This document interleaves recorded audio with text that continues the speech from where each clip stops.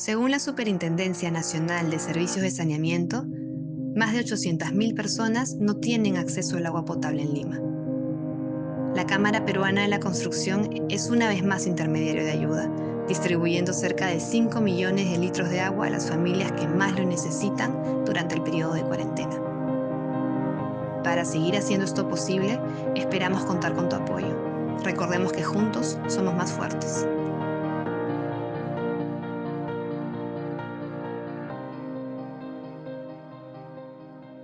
Muy buenos días. Tenemos esta presentación, este evento digital organizado por la Cámara Peruana de la Construcción para sus asociados, con motivo de presentar la actualización a la norma del Distrito de Miraflores sobre las edificaciones sostenibles. Tenemos como invitados a Alfredo Lozada, que es regidor de la Municipalidad de Miraflores, y a Carlos Ramírez Alzamora, el arquitecto Carlos Ramírez Alzamora, que es referente de desarrollo urbano y gran propulsor de esta iniciativa importante que tiene el Distrito de Miraflores para no solamente promover edificaciones sostenibles, sino en general para hacer que el distrito sea más activo y más dinámico. Como siempre hemos planteado desde la Cámara Peruana de la Construcción, la ciudad es un ente dinámico, es un ente que se construye permanentemente, y normas como las que está promoviendo el distrito ayudan a que esto suceda y suceda de manera adecuada, que la población se vaya renovando, que los usos se vayan renovando. Una situación como esta, como la que estamos viviendo, nos ha puesto en pausa y nos va sacando a flote qué cosas necesitamos en la ciudad, qué cosas valoramos, va cambiando nuestras discusiones, aquello que antes parecía que estaba bien, que era tener muchas aglomeraciones en un solo sitio, empieza a verse como no tan conveniente, y más bien empieza a dar ganas de ver más bodegas cerca de casa, más comercio cerca de casa. Pues de todo eso nos va a hablar hoy día Carlos Ramírez Alzamora, de cuál es la visión que tienen para el distrito y cómo se está ajustando esta visión con esta nueva norma. Le doy pase a Alfredo Lozada, que nos va a dar la bienvenida a nombre de la Municipalidad de Miraflores, y desde ya quiero agradecerles por participar de este evento. Adelante, Alfredo. ¿Aló? ¿Me escuchan? Sí. Tienes que Sí. prender tu cámara, ¿Cómo estás, creo. Humberto? Humberto, primero agradecer la iniciativa de Capeco para convocarnos y conversar algo tan importante para el desarrollo de nuestra ciudad, específicamente Miraflores, pero espero que se replique en todo Lima y en el Perú, que es las edificaciones sostenibles.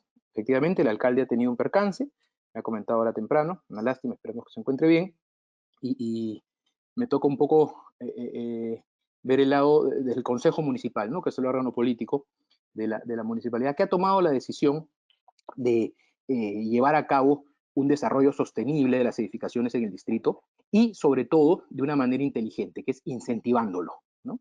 No obligando, no ordenando, sino incentivando y promoviendo.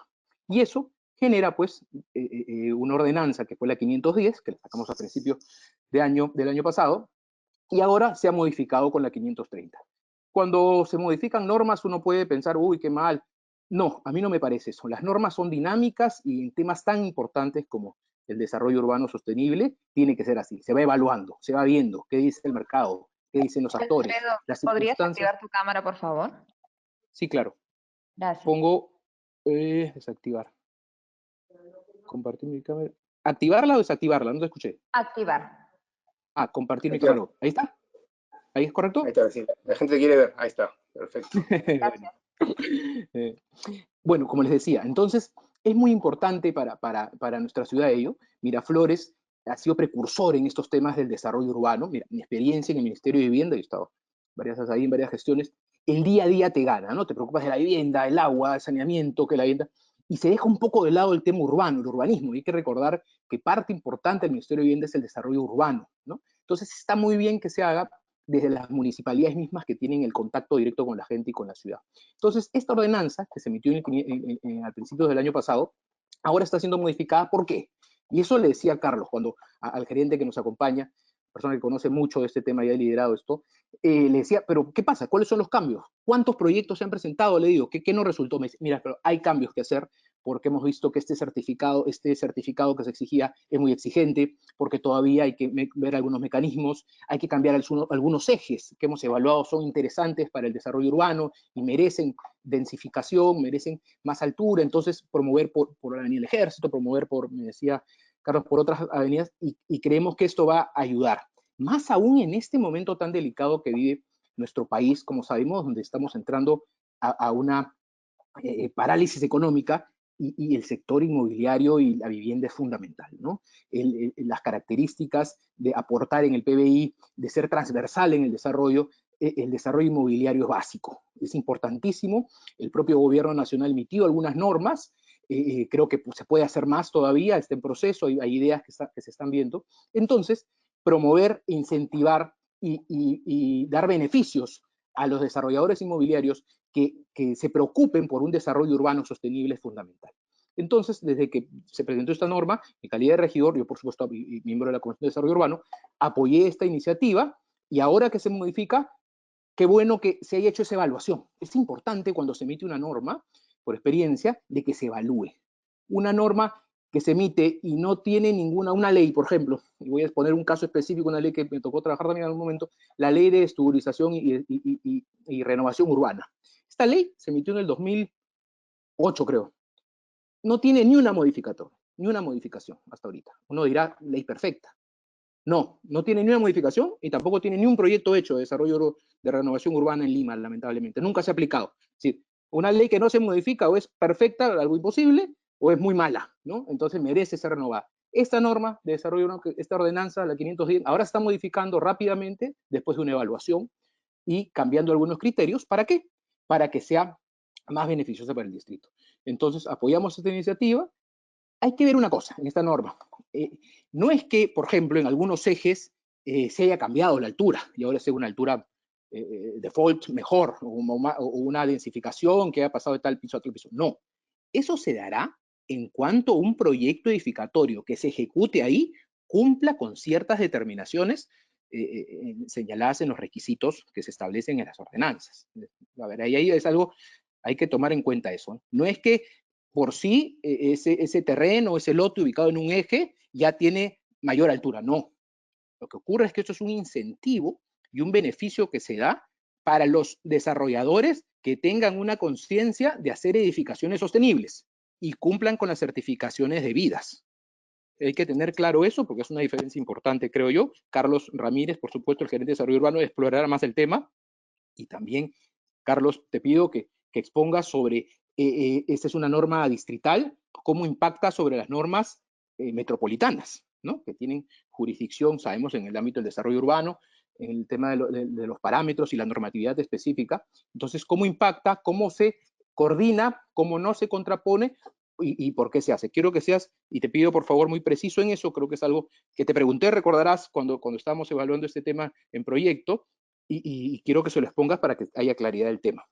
Entonces, es muy importante el tema del desarrollo urbano, es muy importante que desde el gobierno local nazca esta idea. Miraflores ha liderado esto desde hace mucho tiempo. El alcalde Muñoz en su gestión en el 2013, 2012, y dicho sea de paso, también siendo gerente de desarrollo urbano, Carlos Ramírez, sacó la ordenanza de los DAET, que son los derechos adicionales de edificación transferibles, ¿no? Son instrumentos de desarrollo urbano innovadores, que se aplican, por supuesto, en otra parte del mundo, pero hay que traer acá estas buenas experiencias. Miraflores resultó muy bien. Lamentablemente, en Lima, en la gestión antepasada, sacó una norma que limitó este buen desarrollo de esta ordenanza. Esperemos que eso se modifique pronto, ya que el alcalde Muñoz está ahora en Lima, y pueda generarse ello, ¿no? Eso permite también mantener el patrimonio cultural del distrito y generando densificación, donde la municipalidad ha evaluado se debe dar mayor densificación, mayores alturas, y se premia ahí. Entonces, y se crea un interesante círculo virtuoso de mantener una casona antigua y generar mayor altura donde se puede generar mayor altura, ¿no? Como premio o como transferencia de este derecho edificatorio. Es decir, hay cosas de desarrollo urbano que se están trabajando, Miraflores está liderando esto, este tema también. Yo creo que, como reitero, las normas son de constante evaluación. Se emitirá esta norma, verá cómo impacta sobre el desarrollo inmobiliario, más aún ahora, en las circunstancias difíciles como sabemos que cruzamos. Entonces, esta norma que acaba de ser publicada merecerá la evaluación de los actores. ¿Y quiénes son los actores importantísimos en esto? Los desarrolladores inmobiliarios, ¿no? Entonces, veremos cómo va el mercado y creo yo la municipalidad y por eso felicito esta iniciativa del gremio Capeco y de Humberto y de Jorge Arévalo, que de poder juntar y conversar y poder haber un espacio de diálogo, ¿no?, entre autoridades y los ejecutores. Siempre hay una distancia, ¿no? No, tiene que haber una coordinación constante. Los gremios son parte de la sociedad que tiene que contribuir con ideas, con aportes, con sugerencias de forma abierta, transparente. Así se debe trabajar. Creo que es una forma interesante de hacerlo. Y este espacio en el que nos encontramos ahora es una gran oportunidad para ello. Y creo que ahora le corresponde a Carlos exponer los detalles de la norma y poder cubrir cualquier necesidad, consulta sobre el tema específico que nos toca hoy día. Muchas gracias.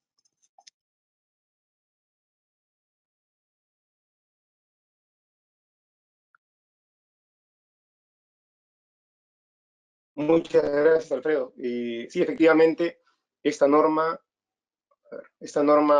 fue publicada anteriormente. De hecho, nos la presentaron en la Cámara, fue el mismo alcalde Lucho Molina a presentarla con Carlos, y recuerdo que esa vez que la presentó le hicimos un pequeño cargamontón a Carlos, porque ya la norma había sido publicada antes. A las 2 semanas de su publicación tuvieron el gusto de llevárnosla, y pues le hicimos bastantes preguntas, hicimos muchas sugerencias, empezamos a trabajar en conjunto entre la Cámara y la Municipalidad para poderles trasladar las inquietudes de los desarrolladores en su aplicación, ¿no? La ciudad la diseña la norma, con el trabajo de los arquitectos, pero una norma diseña y hace una ciudad. Entonces nosotros en la aplicación veíamos que habían algunas oportunidades de mejora en la norma y las fuimos compartiendo, y de verdad hay un mérito importante en la municipalidad en rápidamente escuchar, entender que hay cosas por mejorar y poderlas plantear nuevamente y hacer los ajustes necesarios, ¿no? Entonces, primero les agradezco mucho nuevamente la diferencia, y segundo, la apertura de ideas para poder escuchar cuando hay alguien que tiene algo interesante que plantear. Muchos arquitectos sabemos que se han acercado a la municipalidad también para plantearle ajustes a la norma, y entendemos que esta nueva norma que ha salido, estos ajustes corresponden efectivamente a eso, ¿no? A la escucha de las ideas de otras personas y al análisis que puede haber hecho la misma municipalidad. Así que, nada, ahora le doy pase a Carlos Ramírez Zamora para que nos explique de qué se trata esta adecuación de la norma. Adelante, Carlos.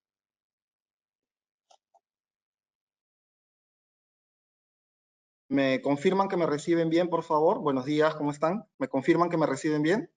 Buenos días, Carlos. Sí, perfecto. Genial, bueno. En primer lugar, estoy muy contento. Soy Carlos Ramírez Alzamora, gerente de Desarrollo Urbano y Medio Ambiente aquí en la Municipalidad de Miraflores. Y estoy muy contento y agradecido de tener esta oportunidad para poder compartir con ustedes unos minutos esta mañana para contarles, en primer lugar, cuáles las acciones puntuales que hemos realizado desde principios del año pasado hasta la fecha respecto al modelo de ciudad que estamos tratando de implementar en Miraflores, una ciudad sostenible, una ciudad saludable, ¿no? Sobre todo dada la coyuntura, es muy importante en este momento entender la necesidad de que las ciudades sean de alguna manera repensadas en algunos aspectos para que sean verdaderos espacios saludables para vivir, sobre todo, ¿no? Y desarrollar actividades. Hoy día voy a compartir con ustedes por segunda vez, porque como señalaba Humberto hace un momento, tuvimos la oportunidad de poder tener un conversatorio con los agremiados de Capeco el año pasado, cuando recién aprobamos la ordenanza 510, ¿no? Bueno, ahora dada la coyuntura, tenemos esta segunda reunión un año después, prácticamente de manera virtual, pero sí nos parece importante poder compartir con ustedes, recordar un poco cuáles son los alcances de la 510 y al mismo tiempo compartir con ustedes cuáles han sido esas modificaciones en las que hemos trabajado después de un año de aplicación de la norma, un poco tratando de responder a las inquietudes y a las necesidades que hemos podido detectar durante el año de aplicación de la ordenanza, ¿no? Antes de entrar al detalle de la ordenanza 510, quería señalarles que además de este proyecto que acabamos de aprobar, la ordenanza 539, que ya está vigente esta semana y que modifica algunas consideraciones de la 510, también estamos trabajando rápidamente, dada la coyuntura, dada la crisis mundial sanitaria por la pandemia, en algunas disposiciones que ayuden a condicionar la infraestructura y el funcionamiento de la ciudad para hacerla verdaderamente segura y saludable, ¿no? Ahora que se necesita más que nunca, ¿no? Por ejemplo, estamos trabajando en este momento en, esto todavía recién lo vamos a proponer al Consejo, lo estamos recién trabajando, pero queremos hacerlo muy rápidamente porque en este momento se necesita tener una respuesta rápida. Compatibilidades de uso, estamos trabajando el tema de compatibilidades de uso para poder reducir distancias de viaje y tener una ciudad más de usos mixtos, ¿no? Esto, sobre todo en las zonas residenciales de densidad media, estamos explorando algunos usos de comercio local que creemos que deberían poder funcionar y sobre todo, de repente, con pocas exigencias de parámetros, reduciendo al máximo las exigencias o al mínimo las exigencias de parámetros, concentrándonos exclusivamente en garantizar la salud y la seguridad, ¿no? Hemos sacado recientemente una ordenanza de bioseguridad y cumpliendo con todos los requisitos que se exijan de defensa civil para garantizar la seguridad y la salud. Sí queremos promover rápidamente en Miraflores la posibilidad de que puedan haber, por ejemplo, licencias de funcionamiento temporales. Es una de las propuestas que vamos a hacer en estos días. Espero que en 10 o 15 días ya tengamos lista esa propuesta, porque en este momento hay mucha gente que seguramente está consumiendo sus ahorros, que tiene muchas dificultades para tener una fuente de ingreso y que va a necesitar tener opciones que le permitan sostener los gastos de sus familias, ¿no? Entonces, estamos trabajando en una norma que será seguramente con licencias de funcionamiento temporales, ¿no? Durante la crisis sanitaria, para poder aliviar esta problemática de las familias que tienen muchas dificultades para poder solventar sus gastos y atender las necesidades básicas familiares, ¿no? Otro de los elementos que también estamos trabajando y que pronto vamos a también seguramente proponer al Consejo de Miraflores es respecto a la movilidad, ¿no? En este momento necesitamos tener opciones de movilidad que una vez que tengamos los usos mixtos del suelo fortalecidos, nos van a permitir desarrollar otros sistemas de movilidad alternativos no motorizados, porque en este momento el uso del transporte público masivo va a ser seguramente limitado por el tema del distanciamiento social, ¿no? Que en este momento es fundamental. Entonces, definitivamente la alternativa al transporte público no va a ser sacar el automóvil privado, ¿no? Porque eso traería consecuencias de tráfico, congestionamiento vehicular, contaminación ambiental, mayor demora en desplazamientos, etcétera, que serían insostenibles en la ciudad, ¿no? Si ya como estamos es complicadísimo, imagínense qué pasaría si en este momento empiezan a salir más autos a la calle, ¿no? Imagínense tener un escenario que duplique o triplique la congestión vehicular que tenemos en este momento en la ciudad, ¿no? Sería catastrófico. Por eso estamos pensando en rápidamente también sacar un plan de acondicionamiento de la ciudad a nivel de urbanismo táctico, no con obras definitivas, sino con obras temporales y de bajo costo, para poder acondicionar ejes de la ciudad para el desplazamiento en bicicleta, en scooter, en Segway, de manera que los recorridos hacia las actividades comerciales que ya estarán más próximas por esta mejora que queremos hacer en las compatibilidades de uso referidas a comercio local, puedan resolverse bajo estos sistemas de micromovilidad, ¿no? De manera conjunta también estamos pensando en hacer algunas modificaciones adicionales a las que vamos a conversar el día de hoy en la modificatoria de la 539 para incentivar la reactivación económica en este momento que nuestro país necesita impulsar la reactivación económica teniendo como prioridad la salud, pero en segundo momento, inmediatamente después, tenemos que empezar a trabajar todos juntos por buscar la reactivación económica de nuestro país y el sector construcción es uno de los más importantes en ese sentido, ¿no? De los que más colabora o de los que más puede colaborar o aportar para ello, ¿no? Entonces, estamos trabajando también en unas disposiciones complementarias que tengan que ver, por ejemplo, con flexibilización de horarios de construcción, ¿no? O que tengan que ver con simplificación administrativa para conformidades de obra, o inclusive reducción de algunos parámetros más, ¿no? Que permitan dinamizar la construcción en un momento que nuestro país necesita reactivar su economía, ¿no? Bueno, entonces, todo este conjunto de medidas que estamos preparando, temas también de manejo de las áreas públicas, asegurando el distanciamiento social, sobre todo en la proximidad a los paraderos de transporte público, ¿no? Para evitar las aglomeraciones, o en las zonas donde sabemos que hay mayor densidad poblacional. Estamos trabajando también en un conjunto de medidas de acondicionamiento de la infraestructura pública y de generación de protocolos para el uso del espacio público y para el uso de las zonas más concurridas de la ciudad, ¿no? Entonces es un paquete grande que estamos armando de movilidad sostenible, de compatibilidad de uso del suelo, simplificación administrativa para los procesos constructivos y para el otorgamiento de licencias de edificación, y acondicionamiento de espacios públicos, etcétera, de manera que tengamos la respuesta que en este momento la ciudad y las personas necesitan para cumplir el objetivo que queremos en Miraflores, que es tener una ciudad sustentable, una ciudad, sobre todo una ciudad más segura y saludable. Perdón.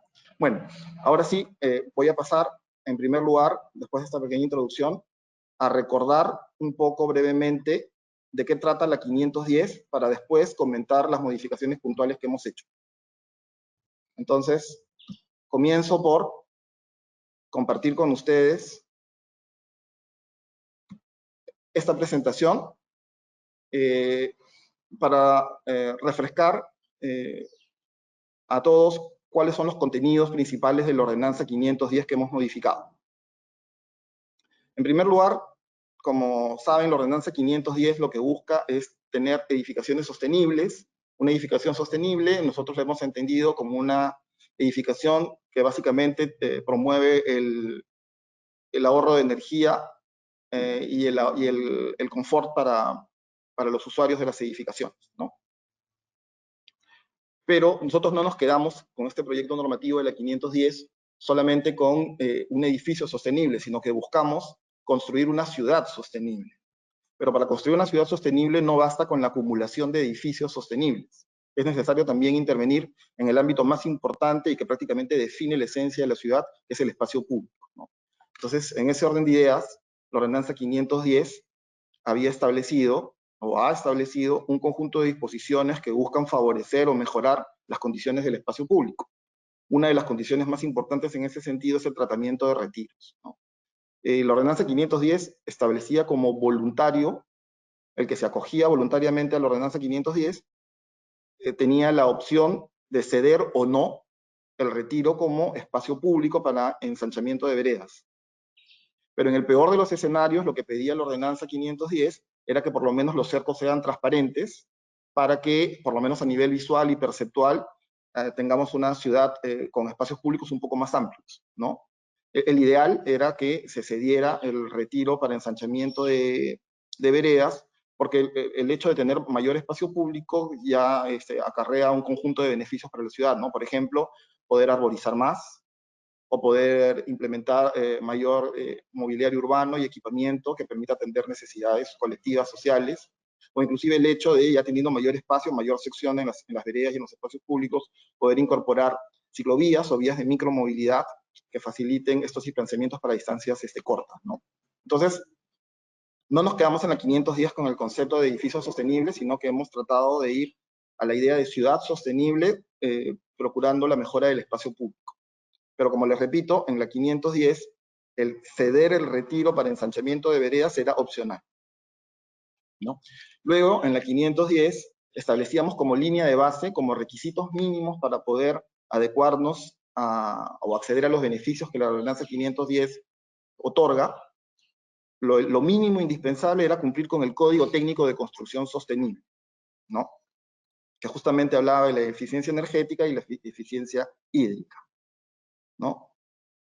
Y luego establecía algunas disposiciones más como requisitos mínimos, que era, como les comentaba, tener el cerco transparente, tener un sistema de reciclaje de residuos sólidos dentro de la edificación, un tratamiento paisajista del retiro arborizado, estacionamientos para bicicletas y azoteas verdes. Esos eran los requisitos que conforman la línea de base, ¿no? Que conforman los requisitos mínimos que debe tenerse para poder hacer una ciudad sostenible.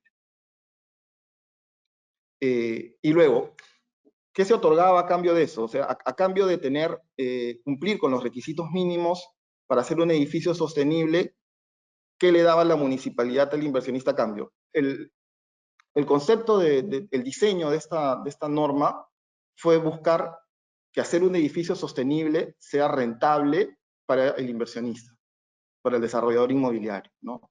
Normalmente hacer un edificio sostenible incluía un gasto adicional para el inversionista, ¿no? Hay muchos inversionistas responsables que tienen claro su compromiso con la ciudad y con las personas y que incurrían en estos gastos adicionales, a pesar de que eso les significaba en algunas ocasiones una reducción de sus utilidades, ¿no? Pero lo que quisimos fue eliminar esta situación de tener una pérdida económica por hacer un edificio sostenible y más bien ir a la situación inversa, ¿no? Que de ahora en adelante hacer un edificio sostenible sea un mejor negocio para un inversionista que no hacer un edificio sostenible, ¿no?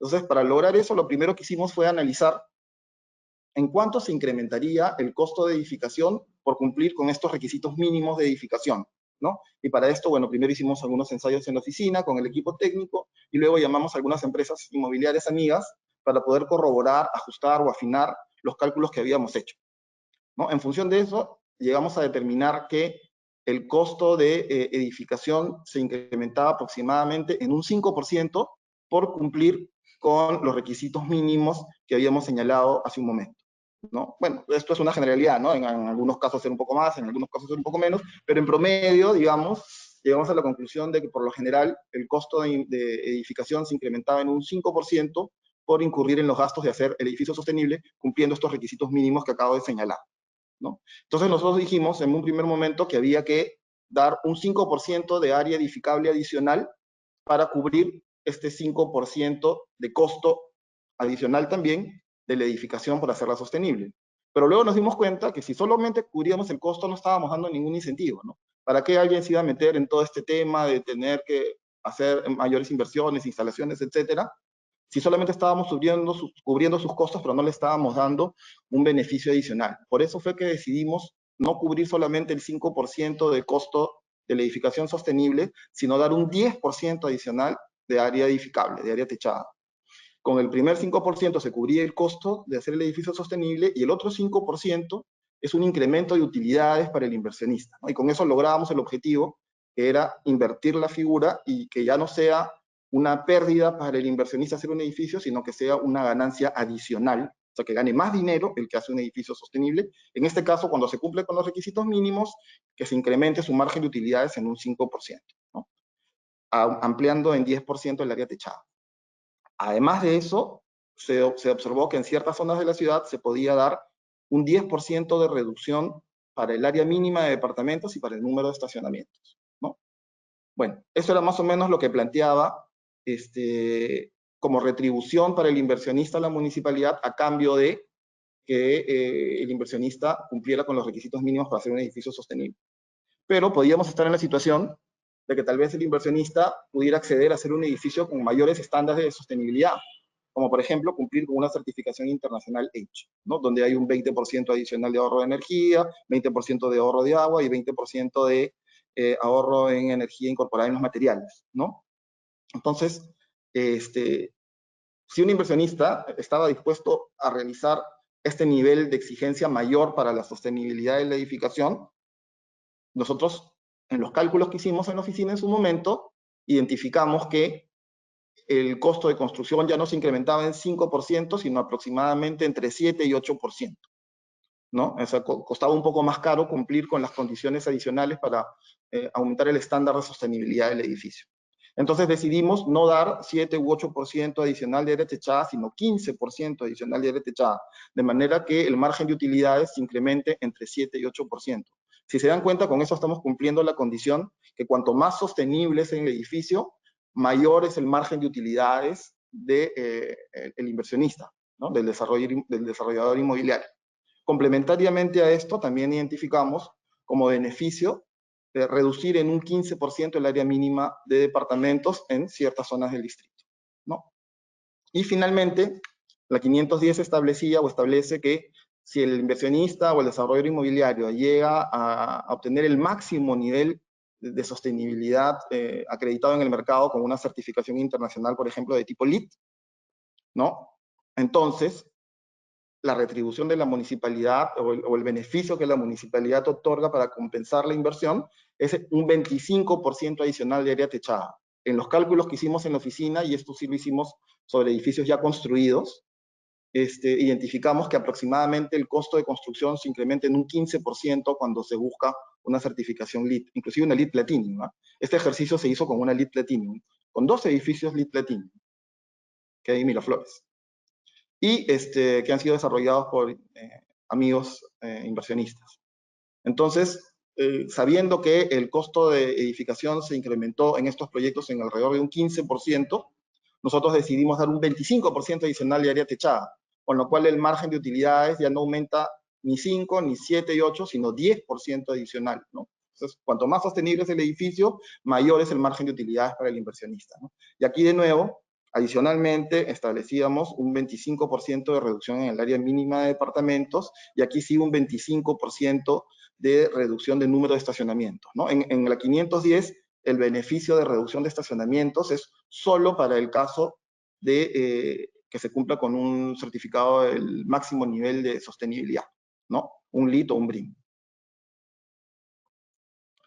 Ese es el plano de la 510, ¿no? Que establecía los premios de edificación en algunas avenidas. Por ejemplo, en Benavides, la altura normativa es 10 pisos y el que podía acogerse a los alcances de la ordenanza 510 y hacer un edificio sostenible tenía la opción de llegar hasta 12 pisos, ¿no? Eso es lo que señala, por ejemplo, la avenida de Benavides, que está pintada en color rojo, y así cada color en los malecones se pasaba de 17 a 20 pisos, y así cada color, según la leyenda, explica el premio de altura, el incremento de altura, la altura adicional a la que se podría llegar si es que se hace un edificio sostenible, ¿no? En la parte que está en color gris suave, no sé qué también se aprecia en sus pantallas, que es la zona de San Antonio y La Aurora, que es residencial de densidad baja, ahí no había un incremento de altura de edificación.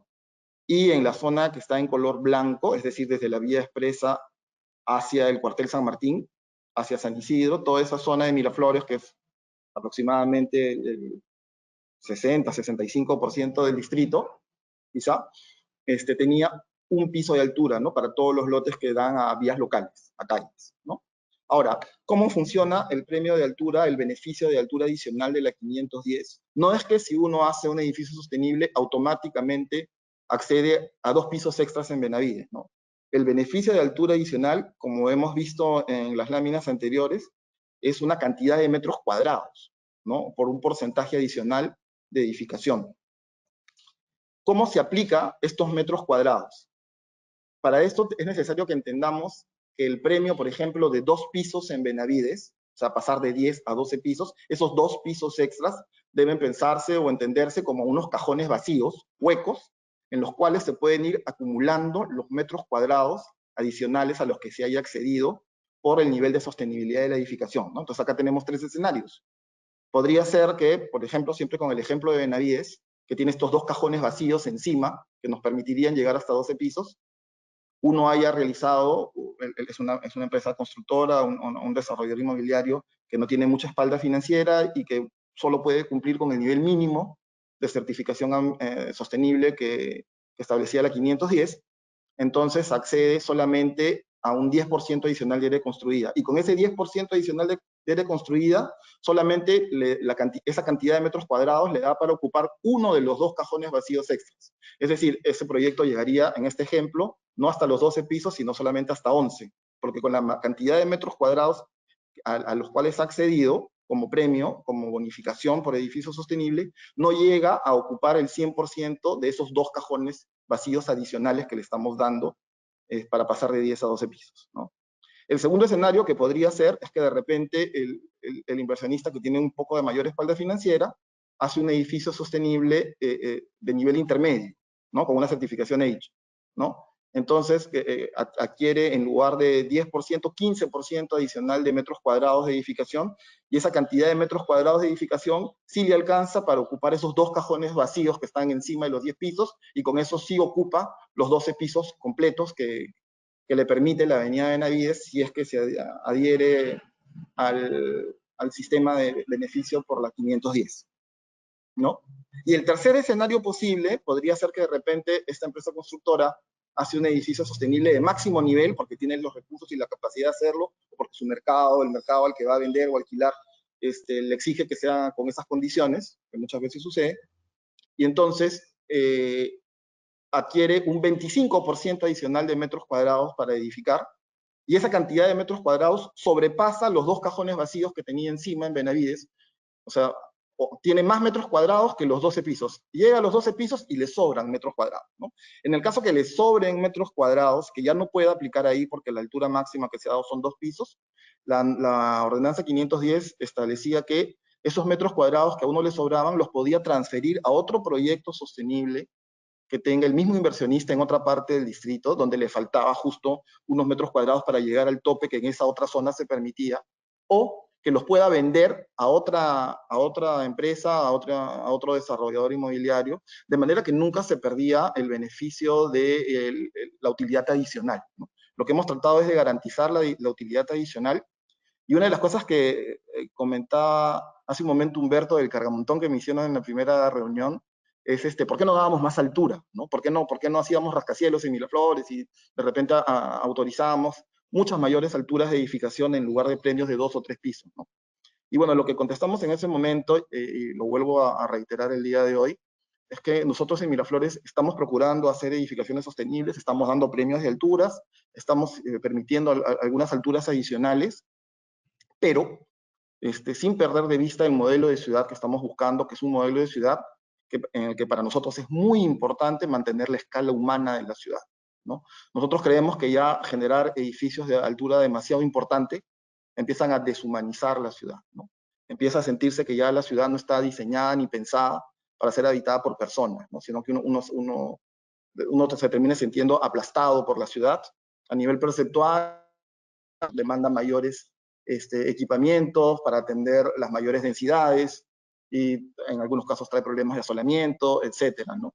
Y claro, se pueden trabajar retiros laterales y otra serie de medidas, como en algunas otras ciudades, como en Chile, como en otros países, pero nosotros preferimos un modelo de ciudad que tenga alturas más controladas, donde se garantice la escala humana. También hay teorías que dicen pues, que uno puede tener un desplome, un retranque a cierta altura para garantizar la escala humana, y después de eso continuar con mayor altura, ¿no? Pero aún así nosotros entendemos que ese tipo de medidas terminan generando más problemas que beneficios desde el punto de vista urbano, ¿no? Entonces por eso nosotros sí hemos pensado en permitir estos premios, pero de manera controlada, ¿no? Esa es un poco la explicación, no sé si la compartirán o no, pero es un poco la explicación del por qué no manejamos mayores premios de altura. Entonces, lo que sí queremos es que de todas maneras se asegure el margen de utilidad adicional que va a recibir el inversionista. Por eso es que cuando le sobran metros cuadrados por el nivel de sostenibilidad, en el caso que le sobren, los pueden transferir a otro proyecto o los pueden vender a otro inversionista, ¿no? De manera que siempre, sin alejarnos del modelo de ciudad que queremos, garantizamos o procuramos hacer los máximos esfuerzos por garantizar que la utilidad adicional se mantenga para el inversionista, ¿no? Luego, este plano, el plano número 2, mostraba en la 510 cuáles eran las zonas donde era obligatorio ceder los retiros. Yo había comentado al principio de esta exposición que la 510 establecía como voluntario ceder el retiro. Uno podía o no ceder el retiro, ¿no? Si cedía el retiro, evidentemente tenía más metros cuadrados, se incrementaban los metros cuadrados de edificación. Lo que no se usaba de retiro se le daba como premio de metros cuadrados para poder acceder a las mayores alturas. Pero hay 2 zonas del distrito que en la 510 habíamos establecido como obligatorias para hacer retiro, que era el centro comercial de Miraflores y la zona comercial de Santa Cruz, ¿no? De la urbanización Santa Cruz, ¿no? Cercano al cuartel San Martín. Habíamos pensado en estas 2 zonas como zonas donde obligatoriamente había que ceder el retiro, porque identificamos que eran zonas de mucho flujo peatonal, de mucho movimiento comercial, que atraía a mayores flujos peatonales y vehiculares, y al mismo tiempo que tenían veredas estrechas, ¿no? Entonces el cruce de estos 2 factores nos hizo determinar que en esta zona sea obligatoria la sesión de retiro. Y finalmente, este es el plano de la ordenanza 510, que establece cuáles son las zonas del distrito en donde se puede acceder a ese beneficio de reducción de área de departamento y número de estacionamiento, ¿no? De nuevo, es el corazón comercial de Miraflores, no solo la zona que es comercio metropolitano, sino también la zona que es comercio zonal, que es el polígono en línea roja que se ve en el centro del distrito, así como la zona de Santa Cruz, ¿no? La zona que circunda la avenida La Mar, donde está este clúster de gastronomía, ¿no? Este clúster gastronómico, ¿no? Sobre todo de comida marina. Entonces, estas eran las 2 zonas donde estábamos dando el incentivo de reducción de área de departamentos y de número de estacionamientos. Y hasta ahí la 510. Esto es lo que establecía la 510. Y luego de esto les voy a compartir ahora cuáles son las modificaciones que hemos previsto en la ordenanza 539. Cuáles son los puntos que hemos cambiado, ¿no? El primer punto y el más importante, dada la coyuntura, dada la crisis sanitaria y la necesidad de distanciamiento social, es la sesión obligatoria del retiro. Ya no es opcional ceder el retiro. Antes era obligatorio, como les mostré hace un minuto, solamente en 2 zonas del distrito muy pequeñas. Ahora, el que quiera voluntariamente acogerse a los alcances de la ordenanza 510, cumpliendo con la ordenanza 539, tiene que ceder obligatoriamente el retiro como una cesión en uso a perpetuidad, ¿no? Eso se inscribe en registros públicos. El inversionista no pierde la propiedad del retiro, pero lo cede en uso de manera perpetua, inscrito en registros públicos de esa manera, ¿no? Entonces ya el retiro ya no puede tener cerco y necesariamente tendrá un tratamiento que le permita incorporarse como ampliación de la vereda, ¿no? Como se puede ver en la imagen del lado derecho donde dice propuesta. ¿No? Ya no es propuesta, ¿no? Ya es la norma, ¿no? Ya es la ordenanza 539. Pero digamos que ese es el cambio principal, ¿no? En este momento, la restricción de inmovilización en los hogares terminará en unas semanas y progresivamente, poco a poco, se irá levantando e iremos de nuevo ocupando los espacios públicos de la ciudad. Entonces, aquí lo importante, y es aquí donde más necesitamos el apoyo de los inversionistas y del sector privado, lo importante es ahora más que nunca que cuando la gente vuelva progresivamente a utilizar los espacios públicos, los espacios públicos, sean lo más amplios posibles para poder garantizar el distanciamiento social necesario, ¿no? Porque la pandemia no va a terminar de un día para otro, ¿no? Y pueden suceder nuevos picos si es que no observamos medidas de bioseguridad indispensables, ¿no? Y una de ellas, la más importante de todas seguramente, será garantizar el distanciamiento social, ¿no? Entonces, aquí la importancia y el punto que, dada la coyuntura, se ha vuelto el más trascendente de la modificación de la ordenanza 510, es que de ahora en adelante, obligatoriamente el retiro se cede en uso a perpetuidad para ensanchamiento de veredas. ¿De acuerdo? Otro punto importante que establece esta ordenanza 539 que modifica la 510 es la eliminación de los retranques. Esto es algo que habíamos conversado con Capeco, con Humberto, con AEA, con diferentes grupos inversionistas, arquitectos, ¿no? Que nos habían señalado la dificultad que significaba, primero en términos de composición, de diseño arquitectónico, el forzar estos aterrazados, estas andenerías, ¿no? En la parte superior de los edificios, que podía limitar las oportunidades de diseño que no solamente ayudan a tener mejores propuestas arquitectónicas y urbanas, sino también a veces más rentables, ¿no? Otro tema importante que nos comentaron nuestros amigos en Capeco y en AEA y en otras instituciones y grupos de inversionistas y arquitectos es la limitación que significaba esto en área edificable, ¿no? En área vendible, ¿no? Todo el área que se retrancaba era área de venta que se perdía, ¿no?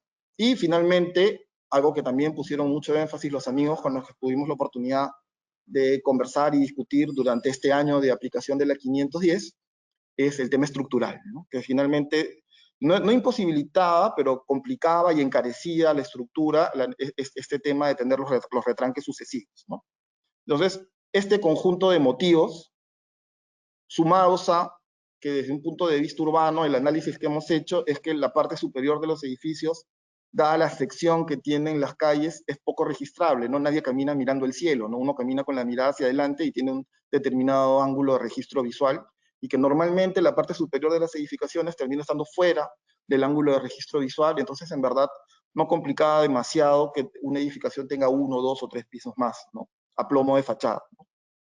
Esta sumatoria de factores nos llevó a determinar que lo conveniente era eliminar los retranques, y así ha sido. La ordenanza 539 elimina los retranques para todos los casos. Luego, otro punto muy importante, también orientado ya a la necesidad de reactivación de la economía del país, apoyados en el sector construcción, es el incremento de las áreas del distrito en donde es posible tener reducción de parámetros de área de vivienda y de número de estacionamiento, ¿no? Y este tema del número de estacionamientos es particularmente importante para nosotros porque el modelo de ciudad que estamos promoviendo es un modelo de ciudad de usos mixtos y de desplazamientos lo más corto posible, ¿no? Para evitar la necesidad, como había comentado, del transporte público, que ahora va a ser más complicado utilizarlo, y para de ninguna manera promover el uso del automóvil privado, que congestiona y contamina más la ciudad, ¿no? Entonces, en atención a eso, hemos ampliado, y también bajo la premisa de que es necesario impulsar las inversiones en este momento en la ciudad en general, para ayudar a la reactivación económica. Hemos ampliado las áreas en donde se tiene reducción de área de departamentos y reducción de número de estacionamientos, ¿no?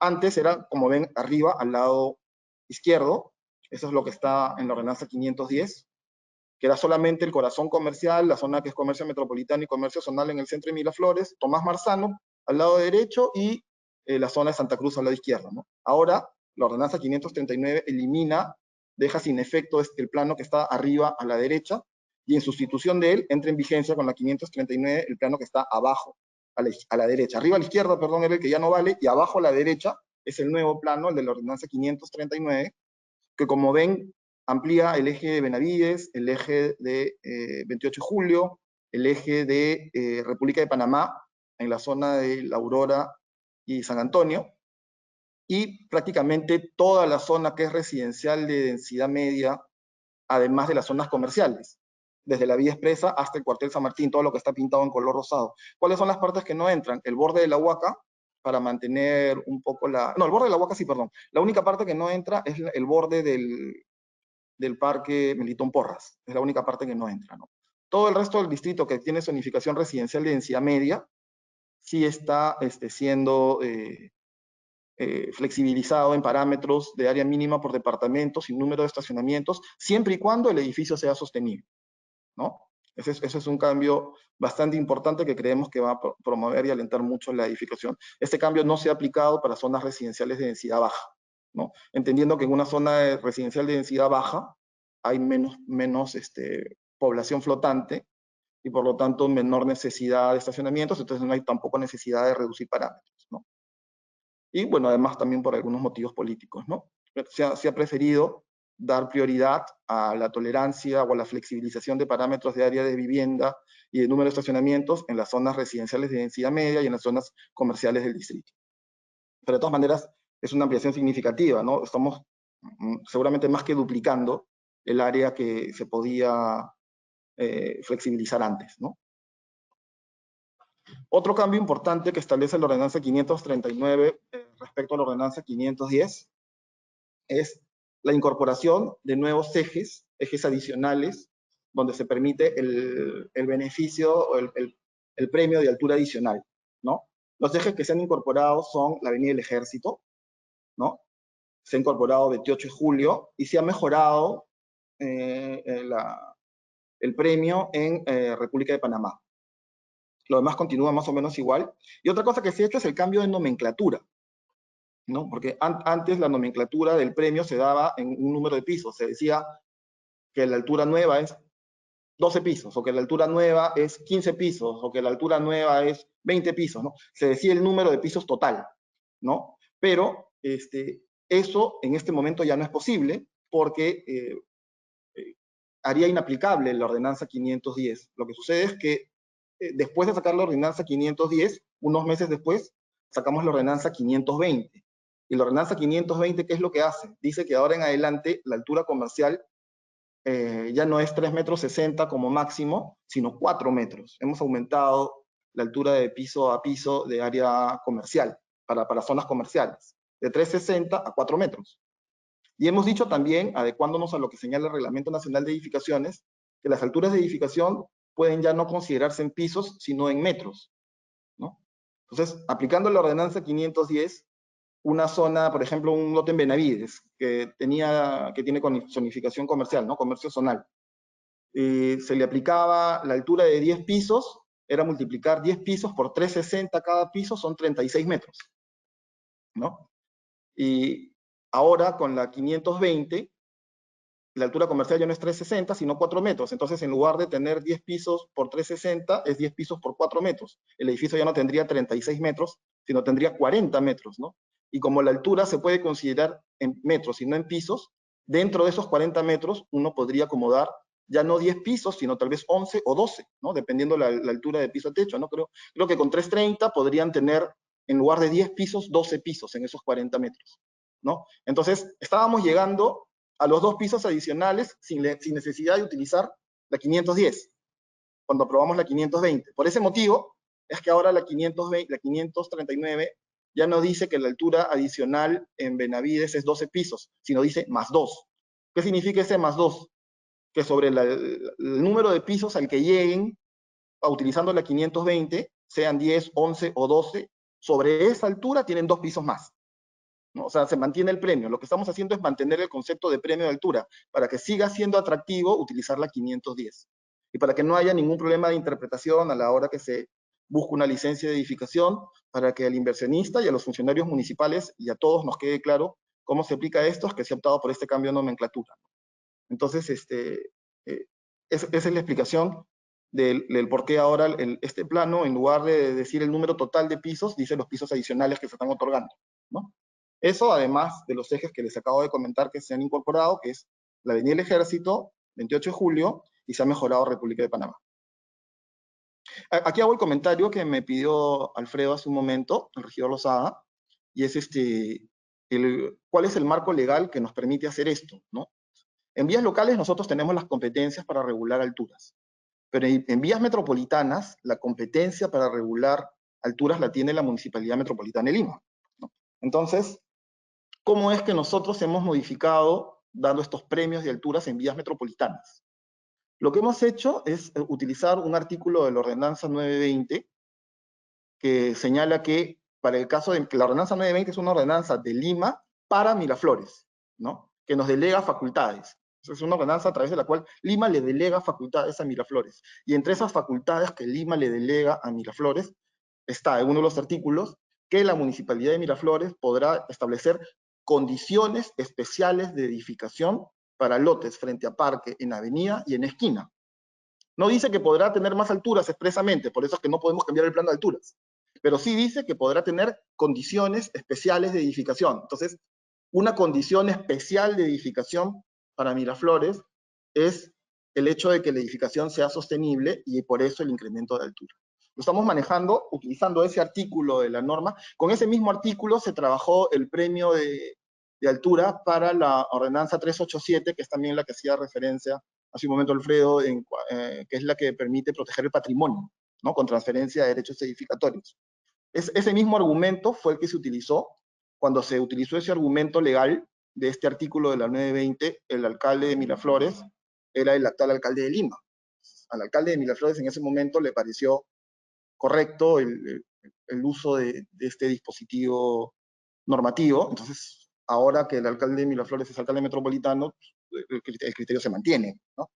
Entonces, es un tema que es perfectamente aceptado a nivel normativo, que Miraflores pueda establecer condiciones especiales de edificación para lotes frente a parque, en avenida y en esquina. Y dado que estas son avenidas, estamos en uno de los 3 casos que la ordenanza 920 permite a Miraflores para establecer condiciones especiales de edificación. Y la condición especial de edificación es el incremento de altura, el beneficio de altura, el bono de altura por edificación sostenible, ¿no? Esa es la justificación legal que se ha trabajado, que en su momento se vio pertinente con la 387 y que nuevamente se ha vuelto a ver pertinente por las áreas legales de Miraflores con la 510 y la 539. A ver, otro de los cambios importantes que establece la 539 respecto a la 510 es que ahora la reducción de áreas de departamento y número de estacionamientos ya no es solamente para cuando se tiene un CEPRES tipo A, el mayor nivel de sostenibilidad, sino también es aplicable para los CEPRES tipo B y los CEPRES tipo C. Eso no era antes así, esto recién se ha incorporado ahora con la modificación de la 510, ¿no? Para el tema de estacionamientos, ¿no? Y que no es exigible estacionamientos para visitas. Esa es una adicional de la ordenanza 539, ¿no? Un beneficio adicional. Y Otro tema importante que se conversó mucho con Capeco, con Humberto, con AEA, y en verdad se conversó también con diferentes asesores que tenemos, que nos han ayudado a identificar y a estudiar y evaluar bien este tema, es el tema del Código Técnico de Construcción Sostenible. Había muchos casos en que los proyectos, durante este año que se ha venido aplicando la 510, nos permitió darnos cuenta que había muchos casos en que el Código Técnico de Construcción Sostenible era muy difícil de aplicar en algunos aspectos, ¿no? A pesar de ello, hay muchos proyectos que han ingresado y inclusive hay proyectos no solamente que han sido aprobados a nivel de anteproyecto, sino a nivel de proyecto y que ya tienen licencia, ¿no? En general, en total, estamos hablando de más de 40 proyectos. Entonces, que no es poco, ¿no? O sea, al final sí es posible, ¿no? Solamente que habían muchos casos también en que se hacía muy complicado poder aplicar en su totalidad el Código Técnico de Construcción Sostenible. Eso lo identificamos bien y por eso hemos eliminado la referencia al Código Técnico de Construcción Sostenible. Ya no se señala, la ordenanza 539 modifica la ordenanza 510 para que ya no sea exigible cumplir con el Código Técnico de Construcción Sostenible. En sustitución del Código Técnico de Construcción Sostenible, ahora lo que hemos hecho es unos criterios de diseño y construcción sostenible, ¿no? Hemos detallado cuáles son los criterios con los que queremos que cumplan, ¿no? Y cosas que se han eliminado y que habíamos identificado que eran muy posibles cumplir, muy difíciles de cumplir del código técnico, es por ejemplo las termas solares. Las termas solares ya no están, ¿no? Otro tema que era también muy complicado cumplir, por ejemplo, era que las PETAR de tratamiento de aguas residuales atendieran el 100% de los tanques de inodoro, ¿no? Lo hemos disminuido al 50%. Nos hemos tomado un buen tiempo, un año completo, para hacer estos análisis, hemos conversado con empresas especialistas en esos temas, nos hemos asesorado de todos los medios posibles y creemos que las modificaciones que hemos hecho realmente van a viabilizar mucho más los proyectos. No sé si el 100%, pero por lo menos una mucha mayor cantidad de proyectos van a poderse adecuar a los alcances de la 510 y van a poder utilizar la 510 para hacer edificios sostenibles en Miraflores, que finalmente es lo que queremos, ¿no? Y el último punto que voy a comentar que modifica la 539 a la 510 es el número de estacionamientos para locales comerciales de 120 metros cuadrados. Hemos establecido la disposición de que para locales comerciales que tienen 120 metros cuadrados o menos, no serán exigibles estacionamientos. Esto va alineado con nuestra visión de desalentar el uso del automóvil, ahora más que nunca, que no vaya a entenderse erróneamente que el no utilizar el transporte público significa que la alternativa correcta es usar el automóvil privado, de ninguna manera, ¿no? Lo que vamos a promover es la micromovilidad y sobre todo el desplazamiento peatonal, por eso vamos a acercar los usos del suelo, modificando compatibilidades, es lo que queremos proponer al Consejo, como les comenté también al principio de esta charla. Pero para el tema de locales comerciales de 120 metros cuadrados o menos, dado que estamos pidiendo que la sesión del retiro sea obligatoria, descontando el retiro, si además de eso le pedíamos estacionamientos al local comercial, ya prácticamente no le dejábamos nada de área comercial, ¿no? para que también puedan rentabilizar la inversión. Por ese motivo, hemos decidido que para estos casos de 120 metros cuadrados o menos, no sean exigibles los estacionamientos. Y hasta aquí es la presentación, esto es lo que tenía que compartir con ustedes y quedo a su disposición para poder conversar un poco más sobre estos temas. Muchas gracias.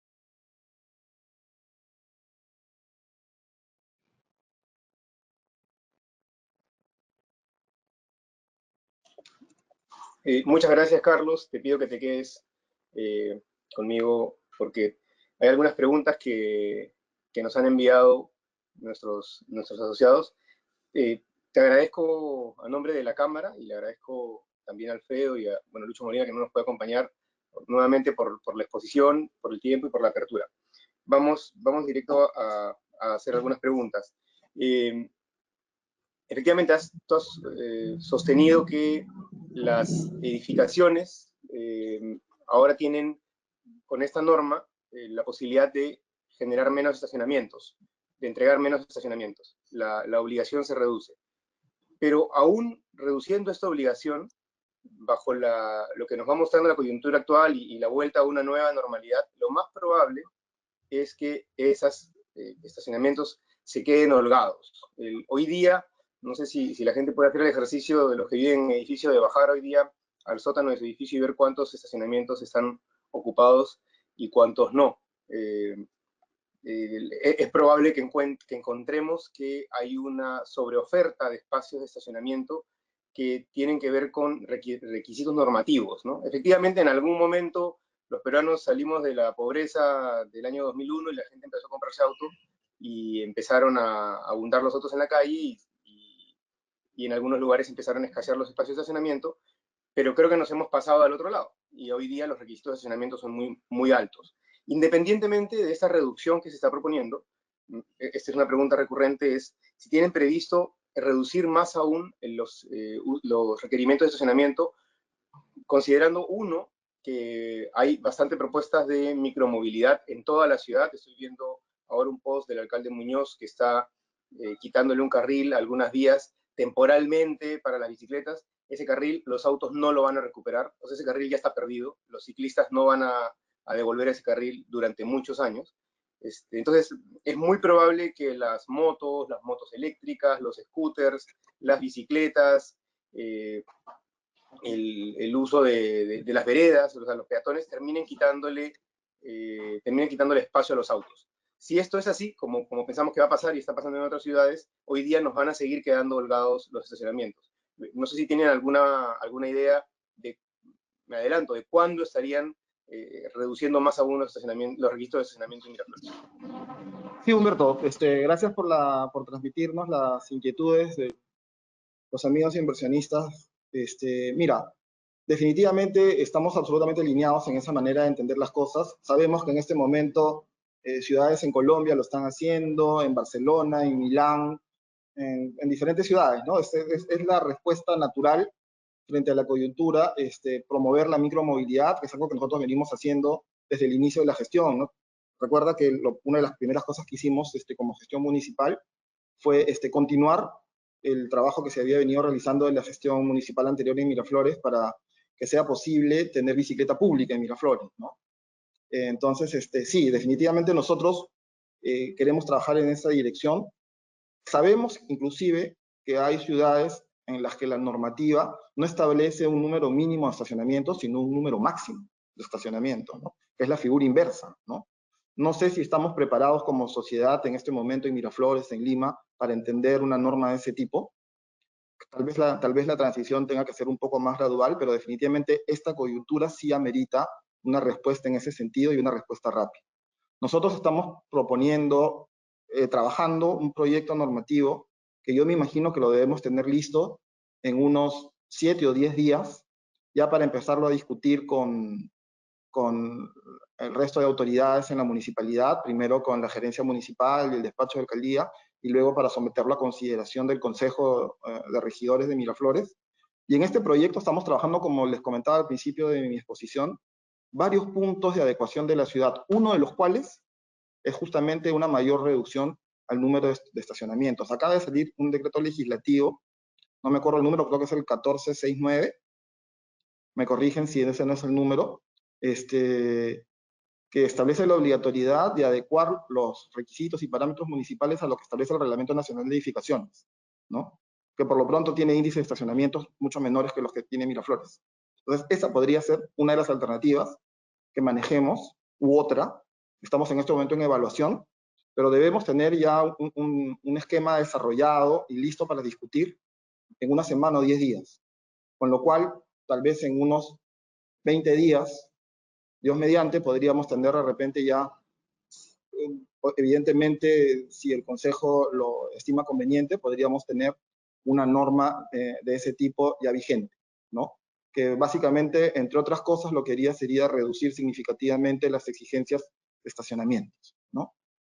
Y esto acompañado de un plan muy fuerte que también estamos trabajando de ensanchamiento de veredas con urbanismo táctico, porque aquí, antes que el ciclista es muy importante en la ciudad, pero el más importante de todos es el peatón, ¿no? Entonces, lo primero que queremos hacer es ampliar veredas con urbanismo táctico, con señalización horizontal, e inmediatamente después, acompañada de esa acción, vamos a también, como lo están haciendo tantas ciudades en el mundo en este momento, nosotros también vamos a proponer la reutilización de carriles vehiculares para que se conviertan en vías de micromovilidad al principio, como bien señala, serán temporales, bajo la modalidad de urbanismo táctico, y esperamos que se vuelvan definitivas, ¿no? Pero sí, el estacionamiento, la reducción de parámetros de estacionamiento, junto con, por ejemplo, también el tema de compatibilidades de uso, como comentaba hace un momento, ¿no? En realidad son, porque el acondicionamiento físico y funcional de la ciudad no es solamente estacionamientos o no es solamente movilidad, en realidad son un conjunto de acciones. Nosotros hemos identificado por lo menos 5 rubros de acciones en las que tenemos que intervenir en el ámbito urbano para el acondicionamiento físico y funcional de la ciudad. Entonces, usos del suelo, compatibilidades de uso del suelo, simplificación de trámites administrativos, posibilidad de mayores trámites en línea, simplificación de parámetros, reducción de estacionamientos, impulso de vías de micromovilidad y ampliación de veredas, señalización de seguridad en espacios públicos para el distanciamiento social. Son varias de las cosas que estamos por proponer en los próximos días. Perfecto. Aquí te hago 2 preguntas que tienen que ver con algunas de las cosas que estaba proponiendo la Cámara en estos momentos, a nivel nacional en general, pero de hecho tú hiciste varias menciones ahora. Una tiene que ver con las ampliaciones de horarios. Como sabes, para volver a construir, ni siquiera pensando en recuperar horas, imaginémonos que no vamos a recuperar horas, pero sí vamos a tener que propiciar estas medidas de distanciamiento social. Eso implica que va a haber que hacer entrar a los trabajadores en horarios diferentes. No podemos volvernos a concentrar a todos, a 200 o 150 trabajadores en la puerta de una obra a las 7, 7 y media de la mañana. Tenemos que hacerlos entrar en horarios distintos y hacerlos salir también en horarios distintos. Nosotros le hemos propuesto al gobierno, y lo hemos hecho público también, que por lo menos se permita que durante todo lo que queda del 2020 o lo que dure este problema hasta que se encuentre la vacuna y estemos con medidas de aislamiento social, en todas las ciudades y distritos del Perú se permita construir desde las 6 de la mañana hasta las 10 de la noche. Como mínimo, hay lugares donde se podría construir 24 horas, ¿no? Que no tienen ninguna afectación ni ningún impacto a nadie. Sin embargo, permanentemente surge la duda de qué tan dispuestas van a estar las municipalidades a permitir que esto suceda. Si Miraflores, tal y como tú lo dices, está pensando que esto sea así, sería el titular del periódico de mañana. Bueno, sí. O sea, yo puedo hablarte por la parte técnica, no por la parte política. Yo soy gerente, pero hago la propuesta, pero no la apruebo, ¿no? Entonces, nosotros estamos trabajando en una propuesta de ese tipo en este momento, lo comenté hace un momento, pero lo vamos a someter a la consideración de los miembros del Consejo, de los regidores, para que si ellos lo estiman pertinente se pueda aprobar, ¿no? Pero sí lo vamos a proponer en los próximos días. Perfecto. No sé si tú quieres comentar algo respecto de eso, Alfredo. Sí, gracias, Humberto, gracias por la exposición, Carlos, muy clara, específicamente sobre ese punto, me parece muy importante, ¿no? El país ha estado paralizado 2 meses y se viene una parálisis muy fuerte y una crisis muy fuerte. Creo que sería una medida muy interesante que evaluaremos pronto. Carlos, ojalá la traigas a debate en las comisiones, en el Consejo, lo más pronto para evaluarla, revisarla, chequear también la opinión de los vecinos, ¿no? Que es muy importante para nosotros, nuestros vecinos, el que opinan, pero estoy seguro que habrá apoyo y respaldo, porque entenderán que ante situaciones de crisis y críticas necesitamos medidas importantes que ayuden a aliviar. Y el sector construcción y el desarrollo inmobiliario impacta a todos, así que todos estamos un poco vinculados y todos los vecinos también, y necesitamos este desarrollo. Y es una medida interesante la que has planteado Carlos y la que comenta Humberto. Se debería ver por zonas también, ¿no? El distrito, cuáles podría ser en tal horario, cómo afectar, qué otros temas técnicos se pueden ver para no incomodar tanto al vecino. Pero yo creo que el peruano y el vecino miraflorino sabe que necesitamos salir adelante, ¿no? Y necesitamos levantarnos de esta situación. Y por eso te digo, mientras más pronto la evaluemos y la socialicemos, creo que sería importante que nazca desde Miraflores, que siempre está a la vanguardia en los temas urbanos y como parte de apoyo a la reactivación económica. Claro, ahí seguramente van a surgir dudas de la municipalidad, de los vecinos, y me adelanto a esto. El hecho de que se permita trabajar en horarios distintos no significa necesariamente que van a haber taladros y demoliciones a las 6 de la mañana o a las 9 de la noche. La actividad de la construcción tiene en general distintas partidas, algunas que son más molestas que otras, y es posible organizarlas de modo que las que arrancan a las 6 de la mañana hasta las 8 sean las menos ruidosas, las que van desde las 7 de la noche hasta las 10 de la noche también, o sea, fraguar mayólicas o pintar o instalar muebles son actividades que no generan tanto impacto como, por ejemplo, una demolición, ¿no? Una demolición sí creo que sería difícil hacerla a las 6 de la mañana, pero en general sí es posible, creo que si tenemos esa coordinación entre las municipalidades y el gremio, sí podemos organizarnos para que se puedan retomar las actividades de la mejor manera posible y no se estén afectando a los vecinos, ¿no? Humberto, Y cuenten con ese ofrecimiento de nuestra parte. Humberto, un comentario respecto a eso, ¿no? Que es que nuestra tarea tiene que tomar en cuenta dos elementos, ¿no? Por un lado, que tenemos, cuanto más tiempo nos tomemos para desarrollar la norma, seguramente será una norma mejor pensada, mejor estudiada, que tendrá un análisis más fino de cuáles partidas, de cuáles sectores, ¿no? Todo eso involucra mayor tiempo. Eso, por un lado, ayuda a tener una norma mejor pensada, mejor estudiada, con más tiempo de socialización, con más tiempo de definición, etcétera. Y por otro lado, la otra variable que tenemos que tener en cuenta es que necesitamos tener una respuesta muy rápida, que el momento actual es ahora, ¿no? Entonces, el cruce de esas dos variables nos va a permitir encontrar un punto de equilibrio, ¿no? Me imagino yo, ¿no? De hacer una norma lo más rápido posible, pero bien hecha, ¿no? Que nos permita dar una solución lo más eficiente. Entonces, por eso, yo estoy hablando en realidad de plazos cortísimos, estoy hablando de 7 días, 10 días para tener un esquema de contenido resuelto, que en realidad es casi absurdo para hacer una norma, ¿no? Lo que pasa es que algunas partes ya las tenemos avanzadas. Este no es un trabajo solamente de desarrollo urbano, acá estamos trabajando sin nombres particulares, sino con una sola camiseta, que es la de Miraflores, la Gerencia de Desarrollo Urbano, la Gerencia de Autorización y Control, la Subgerencia de Comercialización, la Subgerencia de Licencias de Edificaciones Privadas, la Subgerencia de Movilidad Urbana, la Subgerencia de Fiscalización, la Subgerencia de Desarrollo Ambiental. ¿No? Esto no es un trabajo de la Gerencia de Desarrollo Urbano, es un trabajo que involucra 6, 7 diferentes áreas donde ninguna tiene nombre propio, sino donde todos trabajamos por Miraflores y por la comunidad, ¿no? Entonces, coordinar los esfuerzos de tantas áreas, diferentes perspectivas, diferentes puntos de vista, no es sencillo, ¿no? Entonces, vamos a hacer un esfuerzo por hacerlo lo más rápido posible, dada la coyuntura, pero también un trabajo que realmente los regidores puedan aprobar, ¿no? Un trabajo que esté bien preparado y bien sustentado técnicamente. Perfecto. A ver, tengo una pregunta que se repite, ¿qué pasa? Acabo de hacer dos preguntas, ¿ya?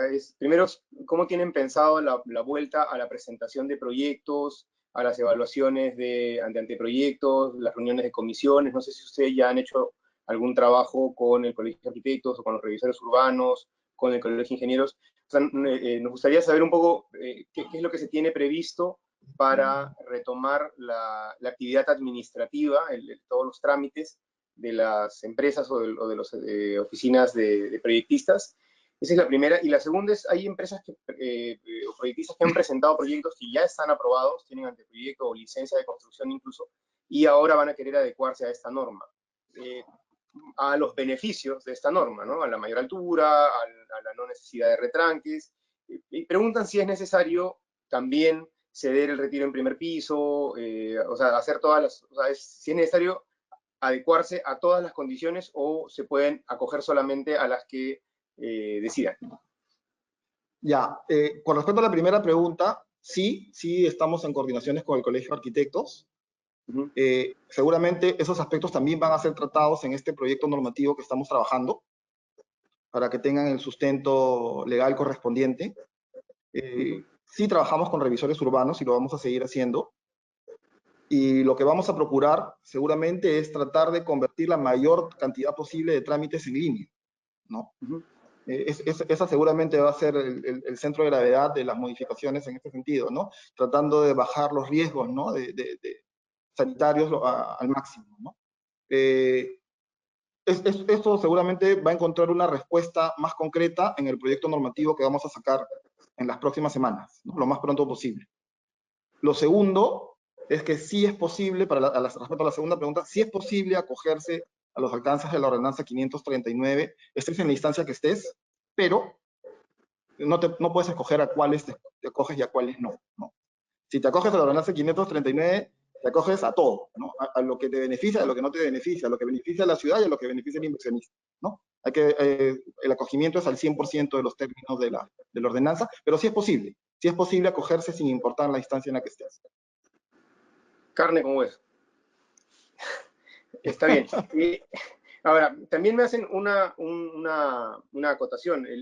La cesión en uso, yo no soy abogado, pero un abogado me la envía, me dice, aparentemente no se puede dar de manera perpetua. Lo que sí se puede dar de manera perpetua es la servidumbre. Entonces, la sugerencia que me hacen es que no se use cesión en uso, sino servidumbre, para otorgarle a la municipalidad eso, ¿no? Con toda sinceridad, yo tampoco soy abogado, soy arquitecto, pero el término que se ha utilizado en la norma de repente no es el que yo he expresado, pero el término que se ha manejado es el término que los abogados nos han recomendado, ¿no? Y estoy seguro que es el correcto. Ya, perfecto. Y respecto de ese retiro que ha sido otorgado en servidumbre, ¿puede ser utilizado, por ejemplo, para un local comercial? O sea, un local comercial que se pone en el primer piso y delante de este local comercial hay 3 o 5 metros que están cedidos a la municipalidad en servidumbre. Ese local comercial puede poner mesas, puede poner exhibición de las bicicletas que va a vender o de sus productos. ¿Es utilizable ese espacio o solamente debe quedar para el municipio? Hay un trámite en la Municipalidad de Miraflores que se utiliza para uso temporal de la vía pública. Entonces, ya desde el momento en que esta porción de la propiedad privada quedaría afectada en uso público, tendrías que entrar bajo este esquema, ¿no? En algunos casos lo permitiremos y en otros casos no, y para esa evaluación se toman en cuenta un conjunto de factores, ¿no? Por ejemplo, que el hecho de ceder o permitir que un espacio tenga mesas garantiza que todavía quede un espacio suficientemente holgado para la circulación peatonal, manteniendo el distanciamiento social necesario, ¿no? Entonces, ese es uno de los factores, por ejemplo, que se tienen en cuenta. Si tú pones tus mesas y todavía queda espacio para que la gente pase sin estar apretada, seguramente te diremos que sí. Y si no sucede eso, probablemente te diremos que no. Entonces, no es que inmediatamente lo puedes hacer, sino que previa evaluación de la municipalidad, y la norma dice que inclusive el área que va a evaluar eso es la Gerencia de Desarrollo Urbano de mi cargo, ¿no? Porque no solamente es que te vamos a permitir poner mesas eventualmente, ¿no? Sino que van a tener que poner árboles eventualmente también en esa zona de retiro, lo cual significará que de repente en el subsuelo, en el sótano, habrá que sacrificar algún cajón de estacionamiento para que el árbol pueda tener raíces, ¿no? Lo cual significará también que haya que poner eventualmente mobiliario urbano, bancas, no lo sé, ¿no?